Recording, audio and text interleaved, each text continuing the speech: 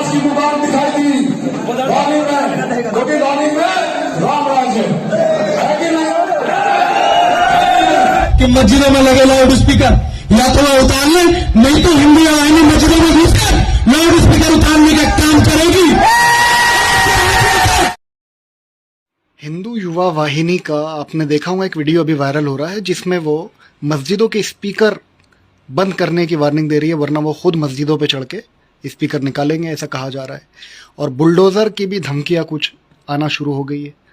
तो क्या कहना चाहेंगे आप इससे? अभी बीजेपी की सरकार आने से यूपी में हिंदुत्व को और बढ़ावा मिला है। देखिए, हिंदुत्व को बढ़ावा, ये तो हिंदुत्व की बात ही पहले से करते आ रहे थे, ठीक है। और दूसरी बात, एक तरीके से ये एक देश में बहुत ही चिंताजनक विषय है कि कोई भी व्यक्ति दो समुदायों को लड़ाने के विषय में कुछ भी बोल देता है और उसके ऊपर हमारी जो जुडिशरी है वो आंखें बंद करके बैठ जाती है। अब ये जो विषय है, इसके ऊपर प्रोएक्टिव तरीके से जुडिशरी ने कॉग्निजेंस लेके ऐसे लोगों को अंदर करना जरूरी है। और उसमें भले ही वो बड़े से बड़े लोग क्यों ना हो, हमने हमारे इस देश का इतिहास देखा है, इसमें यहाँ बड़े बड़े लोगों ने ऐसे गलत स्टेटमेंट्स दिए, चाहे वो पहले वो अडवाणी हो, अटल बिहारी वाजपेयी हो, ऐसे भी लोगों ने बहुत वहां पे बाबरी मस्जिद दहाड़ते टाइम पे जमीन को समतल करना होगा और ऐसी वक्तव्य दिए हैं जिनके विषय में जुडिशरी ने कुछ भी नहीं किया। तो ये एक तरीके से धीरे धीरे आज वो एनकरेज होके आज इस लेवल पे पहुंच गए कि ये देश में पूरे झगड़े लगा के दंगे करवाने के पीछे पड़ गए। इसके ऊपर अभी तो भी कम से कम जहां देश में जुडिशरी पे लोगों का विश्वास उठना शुरू हो गया है, कम से कम अब तो जागे और अब तो कोई कॉग्निजेंस ले इसका। हर बार किसी को कंप्लेंट करने की जरूरत क्यों पड़े? क्योंकि आज who will bell the cat, आज कौन इनके खिलाफ जाके ये करेगा? क्योंकि ये तो आपसे बदला लेने के लिए तुले हुए। अभी तो ये ईवीएम के माध्यम से ये चुन के आ गए, माहौल तो था नहीं ऐसा कि जिसमें ये चुन के आने वाले थे। जिस तरीके से ईवीएम का उपयोग हुआ है, दुरुपयोग हुआ है, वो साफ नजर आता है। कहीं तो ये गड़बड़ हुई है, जहां जो चीज दिख के नहीं आ रही थी वो चीज हो गई, जो चीज विपरीत दिख रही थी वो चीज हो गई। मैं ये नहीं बोलता कि बहुत ही स्पष्ट बहुमत मिलता, पर जिस तरीके का मैंडेट इनको मिलता हुआ दिखा है वो तो एक्सपेक्टेड बिल्कुल भी नहीं था। पूरे वहां का जनता ही ये बोल रही थी। और लोग क्या भूल गए? छोटी जो चीजें उनके साथ में हुई है, लोग क्या वो भूल गए? जिस तरीके से लॉकडाउन लगाया गया, जिस तरीके से लोगों को कोविड में अपने परिजनों को की जान खोना पड़ा, ना उनको ऑक्सीजन मिला, ना उनको जलाने के लिए लकड़ी मिली, उनको जिस तरीके से गंगा में बहा दिया गया, गंगा की लाशें भूल गए लोग कि वो गंगा किनारे जिस तरीके से वो हजारों लोगों को दफनाया गया और उनके ऊपर चादर उड़ दी गई, वो चादर तक प्रशासन ने वहां से निकाल ली। ये लोग भूल गए। लोग ये भूल गए कि किस तरीके से हजारों किलोमीटर जो मजदूर है वो चल के आए हैं, किस तरीके से कई सैकड़ों लोगों ने अपनी जानें गंवाई है उस यात्रा के दौरान। कैसे मोदी जी ने वो ना कोई फैसिलिटी दिया, एकदम अचानक से लॉकडाउन लगा दिया, मरने के ऊपर मजबूर हो गए थे, लोगों को घर से निकलना पड़ा अपने गांवों के लिए हजारों किलोमीटर, कोई सुविधा नहीं थी। जिन्होंने सुविधा देने की कोशिश किया उनको भी रोका गया। प्रियंका गांधी जी ने बहुत सारे बसेस चलवाने की कोशिश की थी, योगी जी ने उसको टेक्निकल रीजन देके रोक दिया। जिन्होंने ट्रेनें चलवाई, जिन्होंने ट्रेन की टिकट्स दिया, उसको भी बाद में अभी ये झुठला रहे। तो ये जो काम हुआ लोग भूले नहीं है। लोगों को हाथरस और उन्नाव की घटनाएं याद है, लोगों को लखीमपुर खीरी की घटना याद है, लोगों को महंगाई याद है, पेट्रोल डीजल गैस के दाम किस तरीके से बढ़ाए गए वो याद है, लोगों को अपने साथ में जिस तरीके से अत्याचार हो रहे थे वो याद है, बेरोजगारों को उनको नौकरी नहीं मिली ये याद है, जिस तरीके से रोजगार छीना गया कोविड में वो याद है। लोगों को लाइन याद है शमशान घाटों में लगी हुई, अपने परिजनों से मिल तक नहीं पाए, वो सब घटनाएं याद है, किस तरीके से ऑक्सीजन के बगैर लोग मरे वो याद है। किसी ने अगर एक ट्वीट कर दिया इस विषय में तो उनके ऊपर कैसे केसेस लगाएगी वो याद है। कैसे एक फॉल्स नैरेटिव चलाया गया हाथरस के घटना के बाद में वो याद है कि लड़की खुद ये थी, ऐसा फॉल्स नैरेटिव चलाया गया। तो ये सब ये जनता भूलती नहीं है। ये इतनी उनकी शॉर्ट टर्म मेमोरी नहीं है कि जनता भूल के एकदम से आपको वोट दे देगी जब आपने इतना मिसमैनेजमेंट किया हुआ है। तो हिंदू राष्ट्र की बुनियाद पे तो दे सकती है ना, सारी बातें भुला के। देखिए हिंदू राष्ट्र जो है, वो हिंदू राष्ट्र की जो कॉन्सेप्ट है वो पूरी तरह से असंवैधानिक है। लेकिन उसके समर्थक तो बहुत है। उसके समर्थक भी ये जानते हैं कि ये जो हिंदू राष्ट्र बोला जा रहा है, ये क्या इसका असली क्या ये होने वाला है।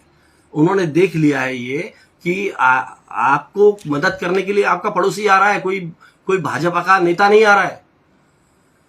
वो आपका पड़ोसी अगर मुस्लिम हो या हिंदू हो, वो ही आएगा आपको मदद करने के लिए। कोविड के समय में उन्होंने देख लिया ये बात। तो ये जो हिंदू राष्ट्र का जो भूत कुछ लोगों के दिमाग में सवार है, ये कुछ ही लोग हैं। और हिंदू आप किसको बोलते हो? जो लोग कोविड में मारे वो हिंदू नहीं थे क्या? जो लोग मजदूर वहां से पैदल चल के 1000 1,500 किलोमीटर चल के आए वो हिंदू नहीं थे क्या? जिन छात्रों को आपने नौकरी के मांगने के चलते आपने मारा वो हिंदू नहीं थे क्या?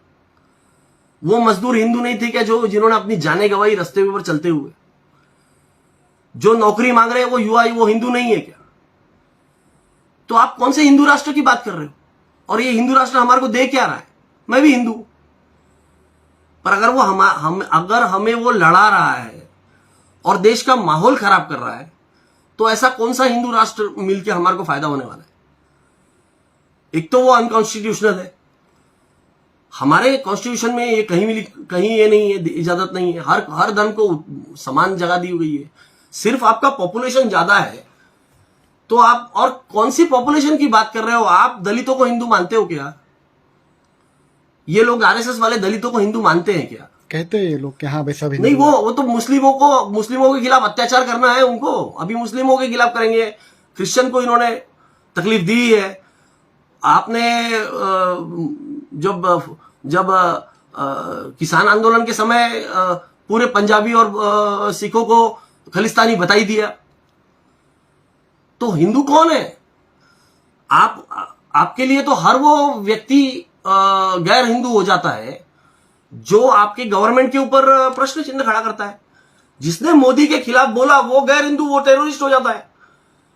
वो एक तरीके से आतंकवादी है, वो खालिस्तानी है, वो गुंडा है, वो मवाली है। किसानों को आपने मवाली तक बोल दिया, गुंडे बोल दिया। वो तो किसान है ही नहीं। फिर क्यों वापस लिया भाई? क्योंकि आपको लग रहा था कि भाई अभी एक ये चुनाव आ रहे हैं और चुनाव में हम जीत नहीं पाएंगे, क्योंकि ये जो किसान बिल लाए थे तीनों काले कानून, वो हमको जीतने नहीं देंगे। तो आपने वापस लिया। तो आपके लिए हिंदू कौन है? मुसलमान हिंदू नहीं है, क्रिश्चियन हिंदू नहीं है, सिख हिंदू नहीं है, दलित हिंदू नहीं है, पिछड़ा हिंदू नहीं है, ओबीसी हिंदू नहीं है। सिर्फ आप उनको यूज करते हो मरने के लिए। जहां जहां आंदोलन होते हैं वहां पे वो सामने ये पूरे के पूरे पीछे रहते हैं और सामने मरने जाता है, गोली खाने जाता है ओबीसी आदमी। हर आंदोलन में आप देखो किनको यूज किया है इन्होंने। कभी बना है ओबीसी व्यक्ति, कभी इनका सरसंचालक बना है आरएसएस का? किसी को बनाया है? तो फिर ओबीसी दलित ये इन लोगों का साथ क्यों देते हैं फिर? ये बरगलाए जाते हैं। ये इनको ये एक प्रोपोगंडा के तहत ये बरगला रहे हैं। जब इनको देने की बारी आएगी तब इनको पता चलेगा। आरक्षण के खिलाफ आप खड़े हो तो ओबीसी की जनगणना क्यों नहीं करने दे रहे भैया? अगर ये ओबीसी के साथ में है, ओबीसी को आप अगर हिंदू करार दे रहे हो तो फिर आप उनकी जनगणना क्यों नहीं करने दे रहे? क्योंकि आप जानते हो कि ओबीसी की जो जनगणना हो जाएगी तो 50-60% के ऊपर देश में ओबीसी निकलेगा। फिर आपको जनगणना के हिसाब से उनके प्रोपोर्शन में उनको नौकरियां देनी पड़ेगी।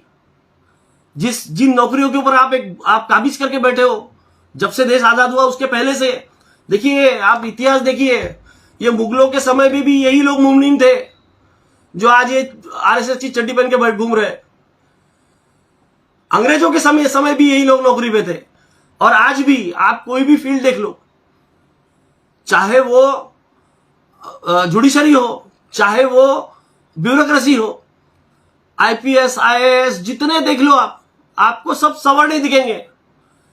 देश की अब सेंसेक्स में जो लिस्टेड कंपनी है उसमें 1000 ऊपर की कंपनी निकाल लो, 1000 कंपनियां, उसमें से 2-4 भी अगर ओबीसी की मिल जाए तो बोल देना मेरे को, नॉन सवर्ण की मिल जाए तो बोल देना। तो इस देश का माल तो आप ही खा रहे हो, मूल निवासी तो मर ही रहा है।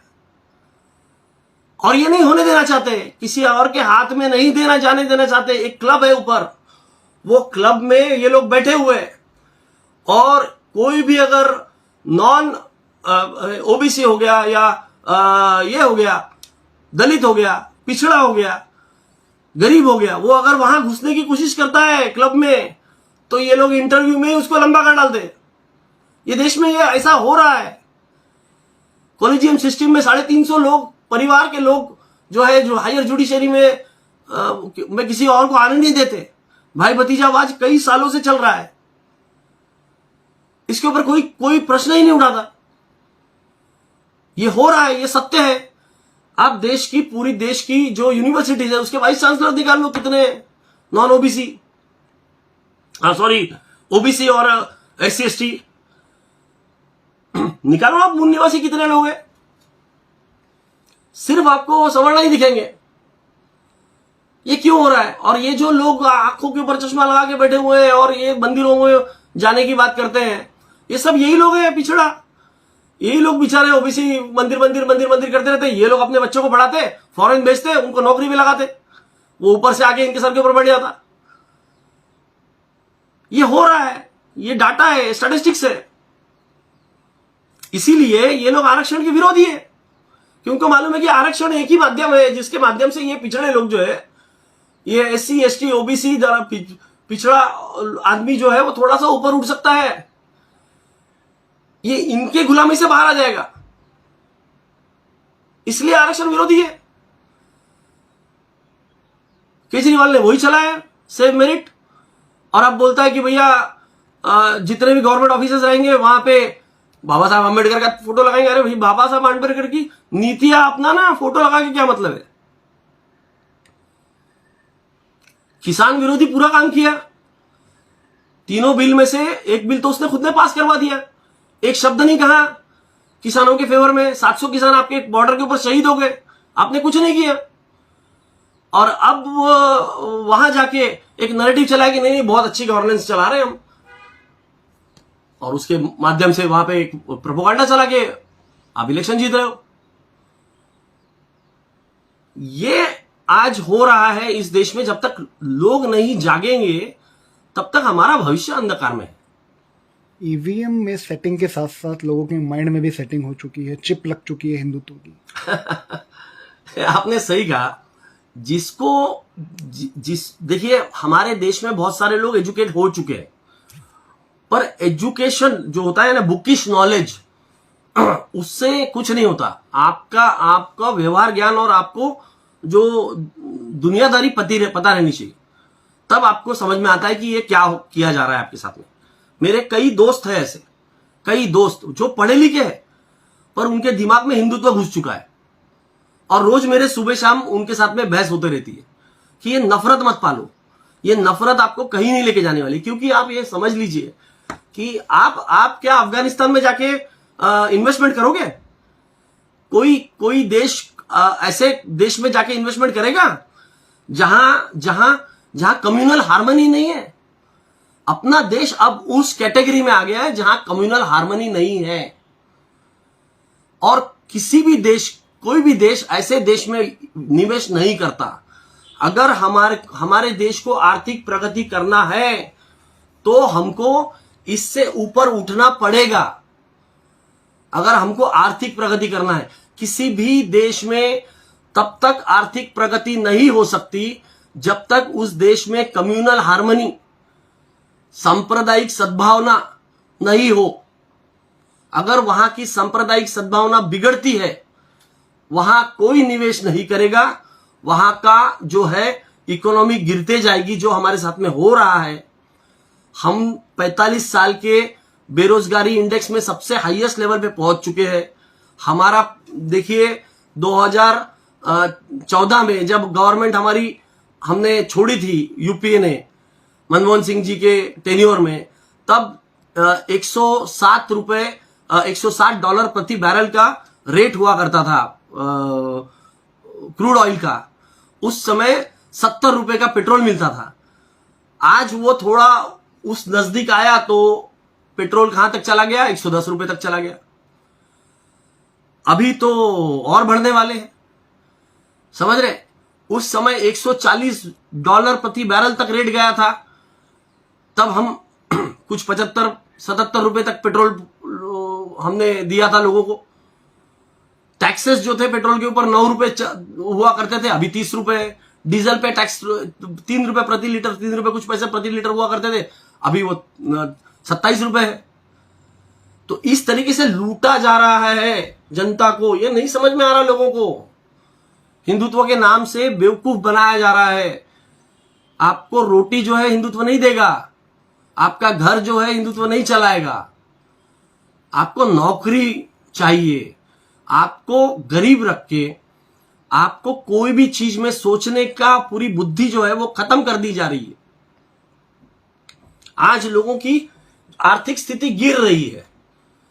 पिछले जो 50-60 साल 70 साल कांग्रेस गवर्नमेंट और अन्य गवर्नमेंट ने सरकार चलाई, उसमें लोगों की आर्थिक स्थिति ऊपर उठी है। जिनके मकान, जिनके झोपड़े थे, उनके मकान बन गए। जिनके पास में साइकिल तक नहीं हुआ करती थी, वो आज वो स्कूटर और कार पे चल रहे हैं। ये आर्थिक उन्नति हुई है। आज पिछले जब से 2014 से इनकी गवर्नमेंट आई है, आर्थिक अधोगति हो रही है। आर्थिक वो नीचे आ रहा है ग्राफ, उन्नति की जगह अधोगति हो रही है। तो ये हो रहा है हमारे देश में आज। तो Hindutva is not going to help us. और जो लोग इसको आज सबसे ज्यादा एडवोकेट कर रहे हैं, SC ST OBC को जो टारगेट बना के, उनका टारगेटेड ऑडियंस उनका वो है, उनका ही सबसे ज्यादा नुकसान हो रहा है। समझना पड़ेगा, लोगों को समझना पड़ेगा, नहीं तो वो खुद ही बर्बाद होने वाले।